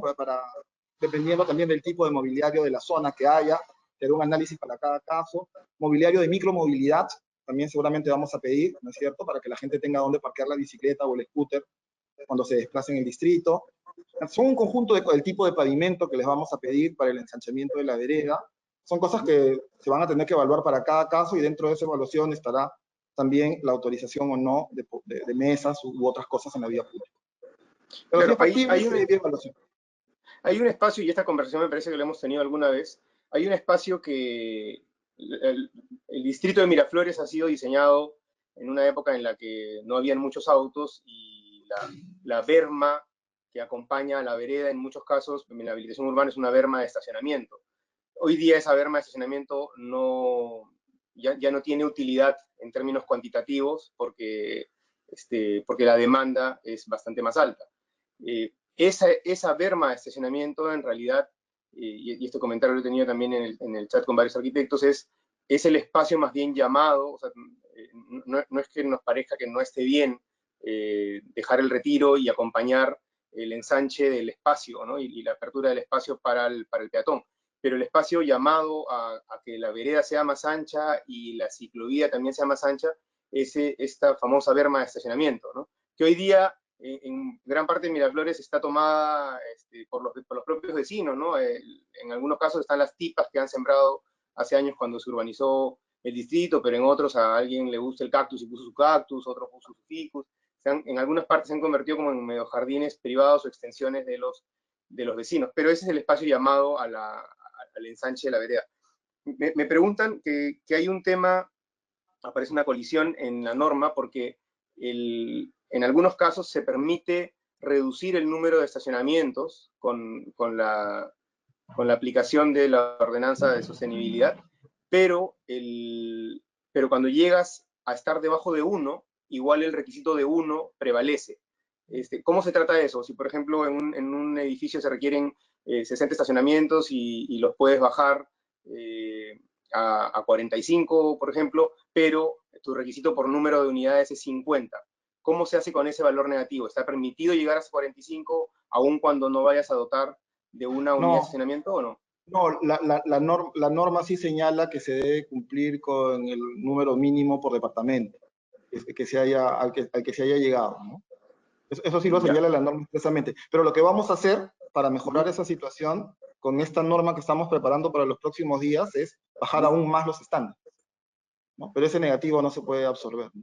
Y para contestar también lo de la berma lateral, las zonas de Miraflores que tienen mayores bermas laterales son las zonas más recientes, ¿no? Las que se han urbanizado al último, ¿no? San Antonio, La Aurora, ¿no?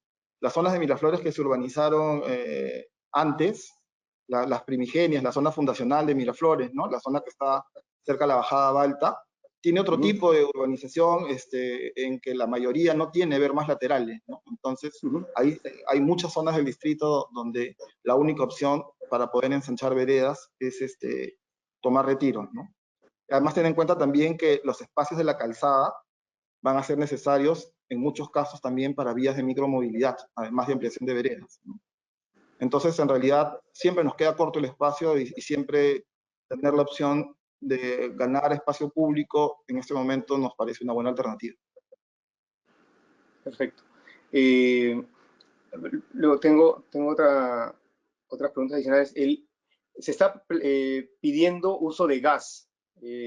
Entendemos que hay algunas zonas de la ciudad, no recuerdo si Miraflores tiene o no gas natural, hay algunas zonas de la ciudad que tienen gas natural, pero en otras zonas se está exigiendo que haya gas GLP.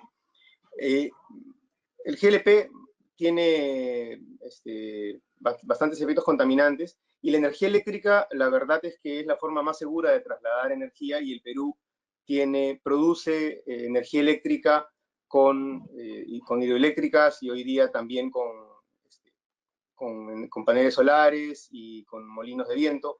Entonces, la sugerencia es que se retire esta exigencia del GLP y se deje solamente que en el caso que haya gas natural, se pida gas natural. Pero si no lo hay, no debería ser necesario utilizar GLP. Ahora que se ha bajado el consumo y algunos hemos estado haciendo seguimiento a la producción de energía en el Perú, la producción de energía con petróleo, con gas, con material fósil, se ha reducido muchísimo y estamos usando a full la energía que proviene de las hidroeléctricas. Entonces, pues la sugerencia es que se elimine este requerimiento de GLP, que además tampoco es barato.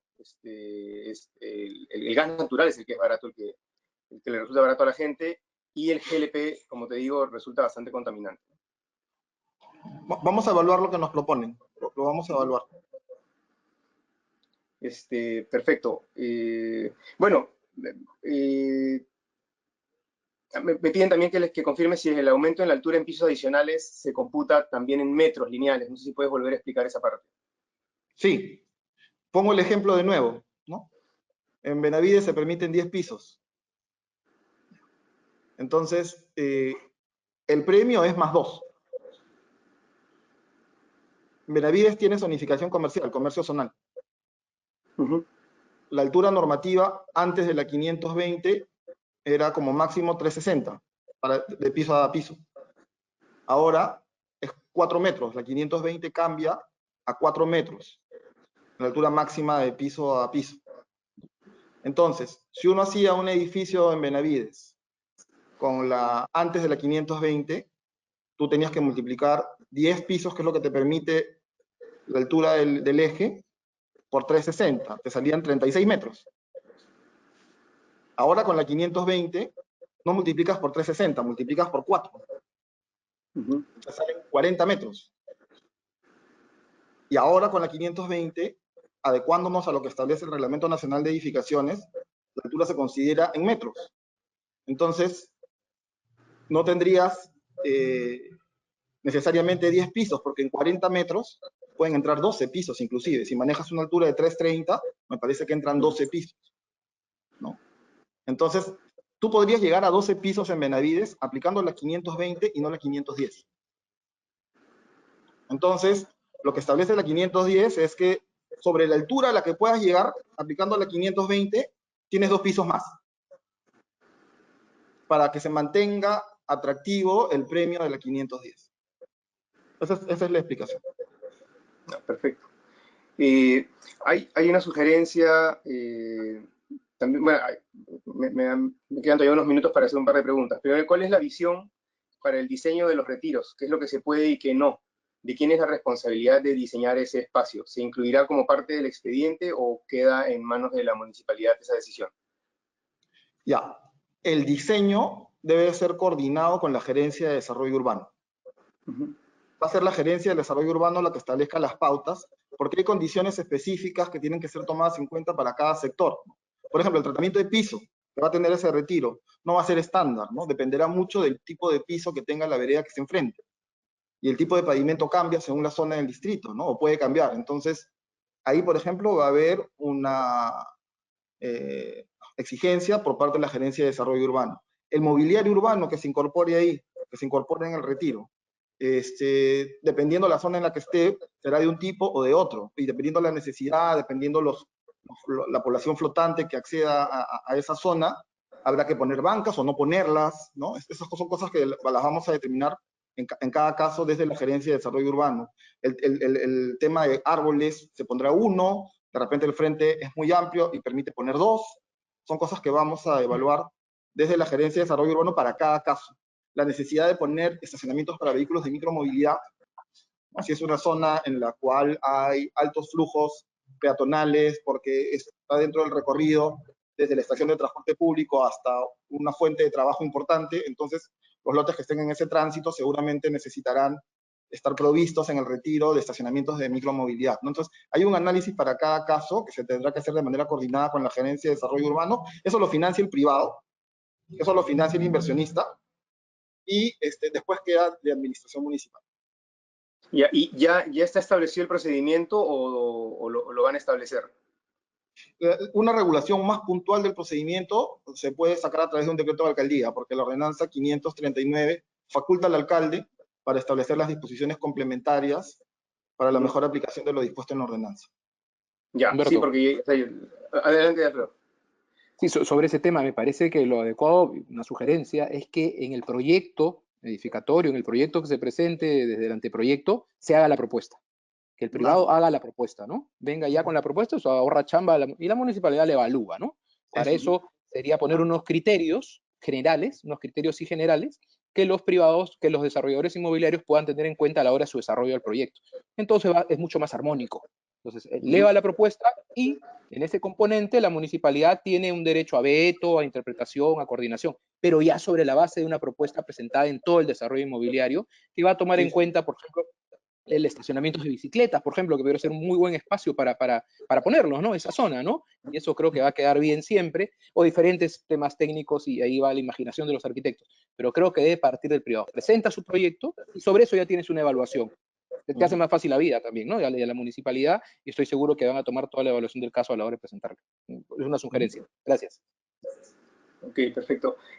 Bueno, hay varias felicitaciones por la iniciativa del distrito y nos preguntan si existe un plan o si tienen ustedes coordinaciones o conversaciones con otros distritos, me imagino que son con los distritos colindantes, para que estas iniciativas se extiendan, es decir, que las vías de micromovilidad que se empiezan a generar, o la avenida Benavides, pues es una avenida que recorre Miraflores y Surco, hay varias vías que son limítrofes con otros distritos. Hay coordinaciones con otros distritos para poder, para que se puedan aplicar también algunas de estas cosas por allá. Bueno, sí, nosotros tenemos las mejores relaciones con los distritos colindantes, ¿no? Y de hecho que tenemos coordinaciones permanentes, y todo este tipo de acciones necesariamente tienen que ser coordinadas, ¿no? No tiene ningún sentido hacer una vía de micromovilidad en un distrito, en un eje importante, y que en el siguiente distrito no continúe. Eso es absurdo, ¿no? Entonces sí, necesariamente estamos pensando nosotros en que estas coordinaciones van a viabilizar los proyectos, ¿no? O sea que sí, eso de todas maneras. Tengo una última pregunta y una sugerencia porque ya estamos llegando al tiempo, ¿no? Son las 11:30. La primera pregunta es, ¿hay unas normas de colindancia. Entonces, es posible que el propietario aplique la colindancia, por ejemplo, si su zonificación es de 7 pisos y al costado hay un edificio de 11, entonces esos son 18, entre 2 son 9, puede hacer 9 pisos en principio, y a partir de esos 9 empiece a aplicar los beneficios de la ordenanza 539. Tengo entendido que no. Tengo entendido que no, o que por lo menos no generan derechos de colindancia. Eso sí lo leí, o sea, es decir, que si tú haces un edificio que tiene más altura por la aplicación de la 539, el del costado no puede aplicar colindancia por eso. Pero la pregunta era si es que hoy día hay un lote que ya puede aplicar al beneficio de la mayor altura por colindancia, por consolidación del perfil urbano, si adicionalmente a esa altura se pueden empezar a aplicar los beneficios de esta norma. Mira, la verdad no estoy seguro, tendría que leer ese artículo de la norma, pero me parece que no. Me parece que no. Con cargo a revisar, y yo te confirmo luego, Humberto, pero me parece que no. Ahí había, recuerda que esta norma ha pasado por la opinión de un conjunto de áreas técnicas de la municipalidad, y creo que hubo una observación de una de las áreas técnicas en ese sentido. Me parece recordar, en todo caso te lo confirmo. Ya, perfecto. Y bueno, y hay una sugerencia que nos han hecho también varios arquitectos, y de hecho la conversamos en algún momento en algunas de las reuniones que hemos tenido, que es que las comisiones de arquitectura y los revisores urbanos, que son personas con muy buena capacidad, en realidad tienen las suficientes competencias como para evaluar bastantes de las cosas que están puestas hoy día aquí, en esta norma, que es una norma promotora. Entonces, la sugerencia es que con el tiempo no sean necesarios, salvo para algunos estamentos más altos o tal vez algunos beneficios más altos, no sean necesarias las certificaciones. Hay algunos beneficios de mejor, de sostenibilidad que no necesariamente tienen que ver con tecnología, como por ejemplo techos más altos, como por ejemplo lo que ya está, ¿no? La sesión de retiro en el primer piso, jardines en pisos intermedios. Hoy día, creo que la gente que tiene terraza, así sea un pequeño balcón, lo está valorando muchísimo. Entonces, hay condiciones que pueden volver a la base de la arquitectura y ser revisados por las comisiones sin necesidad de que el administrado tenga que pasar por el proceso de sacar un certificado, que los certificados son buenos, pero creo que también las comisiones y las oficinas de arquitectura tienen la suficiente capacidad como para poder desarrollar propuestas que hagan mejores edificios para el distrito, ¿no?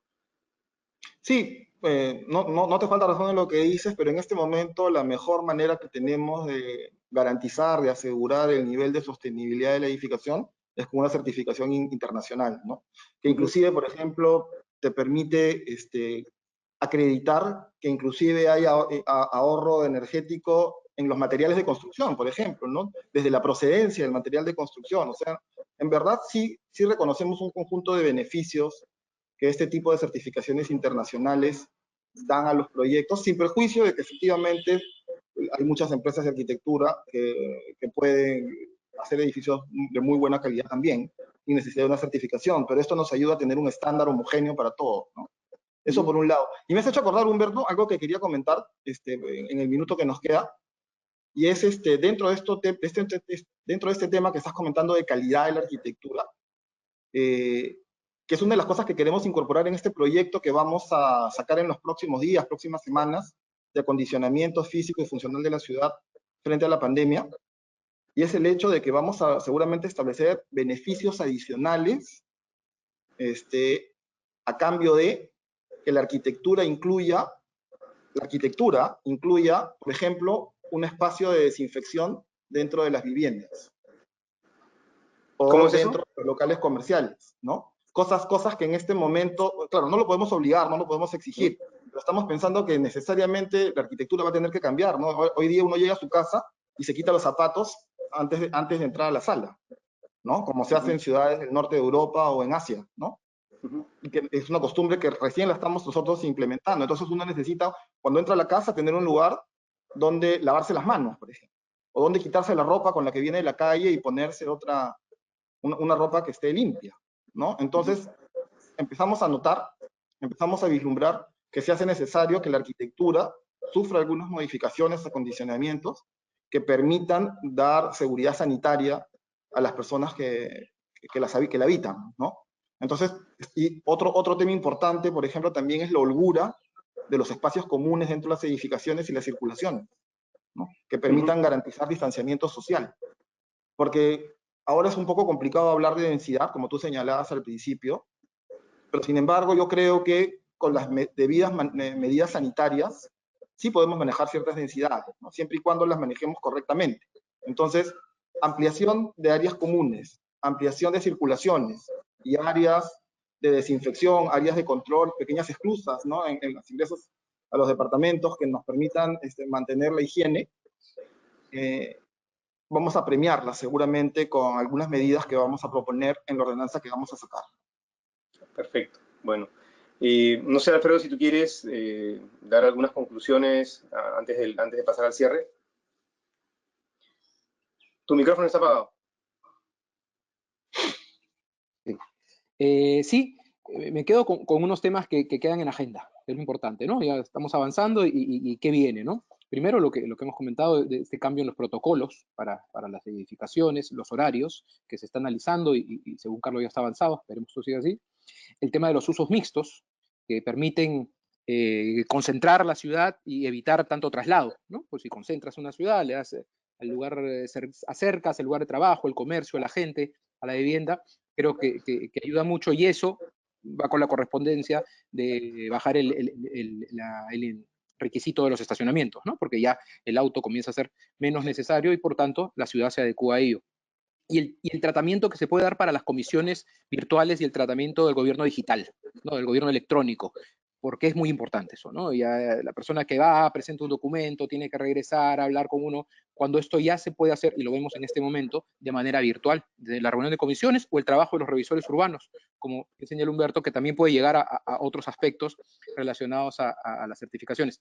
Entonces creo que me quedo con esos puntos para tenerlos en mi propia agenda como regidor y un poco estar ahí en las sesiones del Consejo, pedir que esto se adelante. Reitero el agradecimiento por la invitación y estamos siempre al servicio de todos, y en especial, por supuesto, del Distrito de Miraflores y los miraflorinos. Muchas gracias, Humberto. Muchas gracias, Alfredo. Ya sabemos a quién tenemos que molestar entonces. Con todo gusto. Es mi obligación trabajar por una mejor ciudad. Muchísimas gracias. Extiéndales nuestras felicitaciones a Lucho Molina, al alcalde de Miraflores, y a toda la gente que trabaja en esto en el distrito. Nuevamente es un buen ejemplo a seguir. Nosotros queremos transmitir esto también a otras municipalidades para que se pongan más proactivas, ¿no? y entiendan esto que han entendido desde el distrito, que es que la ciudad tiene que renovarse permanentemente. No se va a quedar ahí, y lo que hoy día discutamos probablemente en 10 años haya que volverlo, o en 5 haya que volverlo a revisar. Bueno, con todos los socios de la Cámara y con nuestros amigos invitados, muchísimas gracias. Gracias por acompañarnos, gracias por asistir a esta sesión, y estamos viéndonos en una próxima presentación. Hasta luego, muchas gracias. Gracias a todos. Gracias. Hasta luego. Chao, Carlos. Chao, Humberto. Chao.